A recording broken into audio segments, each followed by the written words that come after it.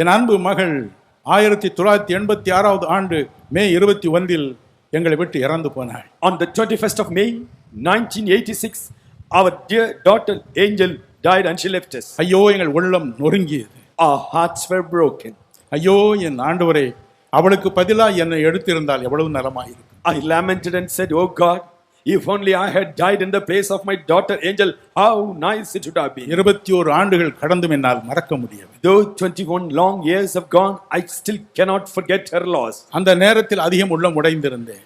At that time, my heart was very much broken. ஒரு நாள் One day, ஒரு முக்கியமான கூட்டத்தில் நான் பேச வேண்டியதாக இருந்தது. I had an appointment to speak in an important meeting. என் அறையில் தனியே உட்கார்ந்திருந்தேன். I was all alone in my room. எதற்கு இந்த நாள் வந்தது?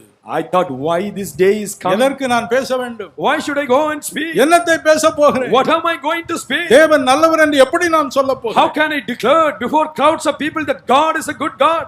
அப்பொழுது 2 பெண்கள் உள்ளே நுழைந்தார்கள். At that time, 2 sisters stepped into the room. அதில் ஒரு சகோதரி சொன்னார், And one among them said, ஐயா, நாங்கள் தெலுங்கு நாட்டிலிருந்து வந்திருக்கிறோம். "Sir, we have come from the land of Telugu, Andhra." இந்த சகோதரி உங்களை பார்க்க அவரோடு வந்திருக்கிறார். This sister has come with a great desire to see you. ஆனால் அவர்களுக்கு தமிழும் தெரியாது, ஆங்கிலமும் தெரியாது. She did not know Tamil, she did not know English also. நீங்க பேசுங்க, நான் அதை மொழிபெயர்க்கிறேன் என்று. You kindly speak, I will translate it for her. அவர் மீது என் கையை வைத்தேன். I kept my hand upon her. அவ்வளவுதான். That's all. மறு நிமிஷம் பரிசுத்த ஆவியானவர் இறங்கி வந்தார். The next moment, the Holy Spirit came upon me. அவள் தேவனுடைய ஆவியினால் நிறைந்தார். And that sister was filled with the Holy பல Spirit. மொழிகளை பேசினார். She began to speak in several languages. திடீரென்று திட்டமும் தெளிவுமாய் ஆங்கிலத்தில் பேச ஆரம்பித்தார். Suddenly, she began to speak in clear English. அது இப்படி சொன்னது, And the words were like this: என் அன்பு மகன் Dinakaran, "My dear son Dinakaran, நீ எவ்வளவு காலம் இப்படி அழுது கொண்டிருப்பாய்? how long are you going to weep like this? எவ்வளவு காலம் அழுவாய்? How long will you cry? உன்னை தைரியப்படுத்திக் கொள். Encourage yourself. உடைந்தவன் குடும்பத்தை நான் திரும்ப கட்டுவேன்." தினகரன் மகள் மரித்த துக்கத்தில் அவர் அதிகமாக பாதிக்கப்பட்டார். அந்த மரித்த நாளிலே ஒரு கன்வென்ஷன் கூட்டம், அவருக்கு ஒரு மீட்டிங் அட்டெண்ட் பண்ண வேண்டியது இருந்தது. அப்போது அதிகமான துக்கம், இந்த நாள் ஏன் வந்ததோ அப்படின்னு துக்கப்படுறாரு. அந்த நேரத்தில் 2 பெண்கள் வராங்க. அதில் ஒருத்தருக்கு தமிழும் தெரியாது, இங்கிலீஷும் தெரியாது. அவங்க தெலுங்கு தேசத்துலேருந்து வந்திருக்காங்க.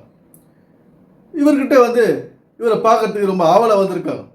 ஐயா, உங்களை பார்க்கறதுக்கு ஆவலாக வந்திருக்காங்க, ஆனால் தமிழும் தெரியாது, இங்கிலீஷும் தெரியாது, தெலுங்கு மட்டும் தான் தெரியும்.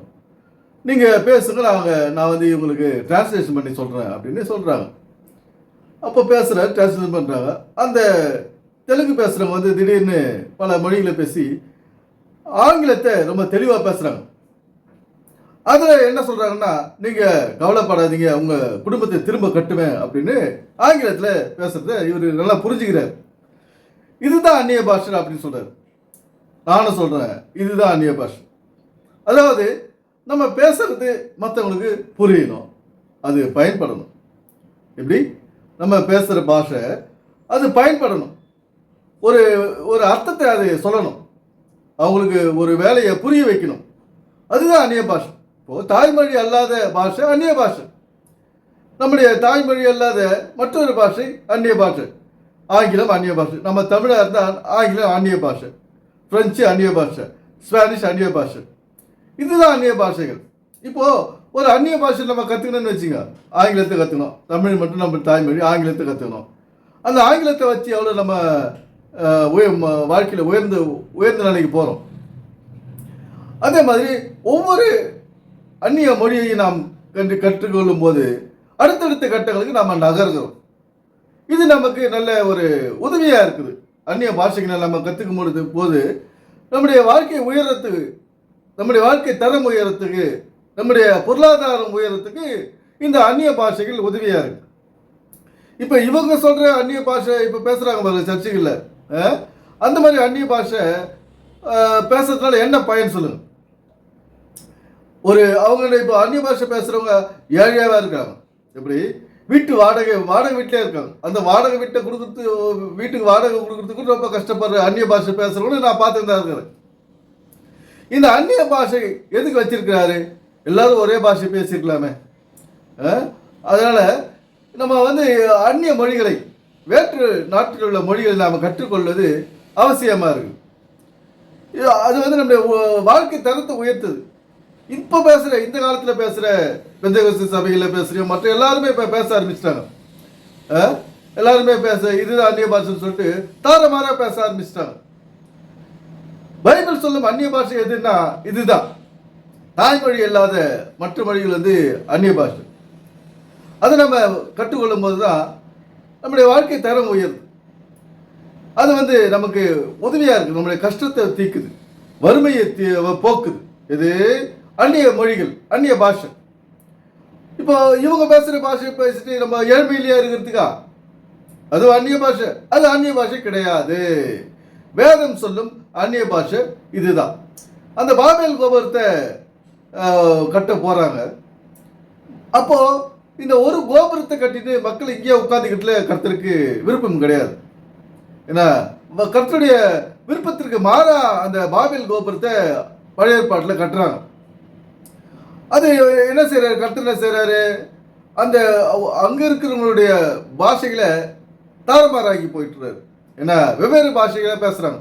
ஒருத்தர் இங்கிலீஷ் பேசுகிறாரு, ஒருத்தர் ஸ்பானிஷ் பேசுகிறாரு, ஒரு ஃப்ரெஞ்சு பேசுகிறாரு, இப்படி ஜாப்பனீஸ் ஒருத்தர் பேசுகிறாரு. இப்படி பேசும்போது ஒருத்தருக்கு ஒருத்தர் பேசுறது புரியல. ஏன்னா ஒரு ஃபேமிலி இப்படி பேசுது, இன்னொரு ஃபேமிலி வேற ஒரு மொழியை பேசுது. அதனால குடும்பமாக பிரித்து போச்சு. 10 20 பேரா ஆண்டவர் பிரித்து துரத்திட்டார். ஏன்னா இந்த ஒரு கட்டடத்தை கட்டின்னு அங்கே வந்து கயமையான்னு பேசுறது அவருக்கு அருவருப்பு. ஏன்னா தனித்தனியாக ஓடி பல மொழிகளை கற்றுக்கோம். உன் மொழியை இவர் கற்றுக்கிட்டோம், இந்த மொழியை அவர் கற்றுக்கிட்டோம். ஏன்னா அப்போ இந்த உலகம் சரியாக இயங்கும். அப்போதான் இந்த உலகம் சரியாக இயங்கிறதுக்கு தான் இந்த பாஷைகளை ஆண்டவர் வந்து நமக்கு கொடுத்தார். பல்வேறு பாஷைகள், பல்வேறு மொழிகள், லாங்குவேஜஸ். இப்போ வெவ்வேறு கண்ட்ரியில் வெவ்வேறு மொழிகள். அதுபோல் ஒவ்வொரு கண்ட்ரிலையும் ஒவ்வொரு சிறப்பு. என்ன சிறப்பு? ஒரு நாட்டில் வந்து விவசாயம், உணவுப் பொருள் அதிகமாக விளையும். ஒரு நாட்டில் வெறும் உணவுப் பொருளை விளைவிக்க முடியாது, பெட்ரோல் கிடைக்கும். ஒரு நாட்டில் ஒரு கண்ட்ரியில் வேறொரு கண்ட்ரியில் பெட்ரோலியம், இது நிலக்கரி. இப்படி பல பொக்கிஷங்களை, மனிதனுக்கு தேவையான பொருட்களை வெவ்வேறாக பிரிச்சுட்டார். ஒரே இடத்துல இல்லை, ஒரே நாட்டில் இந்தியாவிலே எல்லாத்தையும் வைக்கலவர். இந்தியாவில் ஒரு விவசாயம்னா சவுதி அரேபியாவில் ஆயில், என்ன இது மாதிரி நிறைய பிரிச்சுட்டார், அங்கங்கே பிரிச்சுட்டார். இதை வந்து மக்கள் வந்து பாஷைகளை பரிமாறிக்கிட்டு கற்றுக்கொள்ளிட்டு இந்த பொருட்களை பரிமாறிக்க. இதுக்காக தான் படித்தார் இந்த பாஷைகளை. கர்த்தருடைய நோக்கத்தை நாம் சரியாக புரிஞ்சுக்கணும், இந்த இறை படைப்பை சரியாக உணர்ந்துக்கணும். அப்போ தான் இந்த உலகத்தில் நம்ம நல்ல செழிப்போடு ஒரு பற்றாக்குறை இல்லாத வாழ்க்கையை நம்ம வாழ முடியும். ஏன்னா இவங்க இந்த பாதியில் வந்தவங்க பைபிள் சொல்லாததை அந்நிய பாஷையெல்லாம் பேசிக்கிறாங்க பாருங்களே. இதெல்லாம் நம்ம அந்நிய பாஷையை ஏற்றுக்க முடியாது, அதை நம்ம ஃபாலோ பண்ணவும் கூடாது. ஏன்னா நமக்கு தேவை இந்த உலகத்தில் என்ன? உணவு, உடை, இருப்பிடம். அது கிடைக்கிறதுக்கு இந்த அந்நிய பாஷைகள், அந்நிய மொழிகள், வேற்று மொழிகள் நமக்கு உதவியாக. இவங்க பேசுகிற பாஷை இவங்க நேர வரையும் தான். இப்போது தமிழ் வந்து பேசுகிறோம், அடுத்தது இங்கிலீஷில் பேசுகிறோம், தமிழ் படிக்கிறவங்க இங்கிலீஷில் பேசுகிறோம். அது இங்கிலீஷ் கற்றுக்கணும்னா அது நமக்கு தைரியம் கொடுக்குது. இவங்க சர்ச்சில் பேசுகிற அந்நிய பாஷையை பாருங்கள், இவங்க சொல்கிற பேசுகிற அந்நிய பாஷை அது பயமுறுத்துது. எப்படி மனுஷனை பயமுறுத்த இங்கே படைக்கல ஆண்டவர் பைபிளில். அந்த மனுஷனை தைரியப்படுத்த தான் இங்கே பைபிள் உருவாக்கப்பட்டிருக்கு. மனுஷனை தைரியப்படுத்த தான் இயேசு கிறிஸ்து மனிதனாக வந்தார். ஏன்னா இவங்க சொல்கிற அந்நிய பாஷைலாம் இந்த பெந்தேகோஸ்தேக்காரர்கள், மோகன்சி லாசரஸ், வின்சன் செல்வகுமார், இந்த மாதிரி ஆட்கள்லாம் சொல்கிற அந்நிய பாஷை பேசுனா நமக்கு ஒன்றும் வளர்ச்சி இருக்காது வாழ்க்கையில். இந்த அந்நிய பாஷெல்லாம் வேதம் வந்து ஏற்றுக்காது. ஏன்னா பைபிள் சொல்லும் அந்நிய பாஷை இதுதான். தைரியமாக இருக்கும். ஒரு அந்நிய பாஷை நம்ம இங்கிலீஷு, தமிழ் தாய்மொழி இங்கிலீஷ் கற்றுக்கினா ஒரு தைரியம், பிரெஞ்சு கற்றுக்கினா இன்னும் தைரியம். தைரியப்படுத்துது இந்த பாஷைகள், மொழிகள். இவங்க சர்ச்சில் பேசுகிற பாஷை நம்மளை பயமுறுத்துது. இது நமக்கு தேவையா? எனவே சிந்திப்போம், செயல்படுவோம். நன்றி, வணக்கம் நண்பர்களே.